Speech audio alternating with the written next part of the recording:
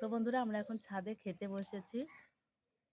তো কি কি রান্না করেছি পরে তোমাদের সঙ্গে শেয়ার করব। তো যে জন্য ভিডিওটা করা সেটা হচ্ছে, মেয়ে আর বর খাচ্ছে আর বলছে দারুণ হয়েছে রান্নাটা।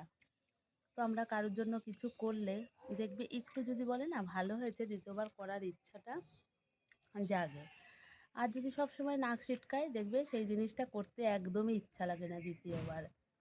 তো রান্নাটা করতে তো আমার কষ্ট হয়েছে, তো ভালোটাকে ওরা ভালো বলেছে, এটাই কিন্তু অনেকটা ভালো লাগা কাজ করে।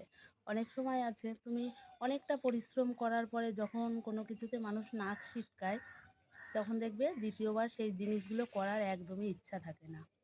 তো মেয়ে আর বর খাচ্ছে আর বলছে দারুণ। শোনাই কেমন হয়েছে? দারুণ হয়েছে। তার সব থেকে ভালো কি হয়েছে? লাউ চিংড়ি।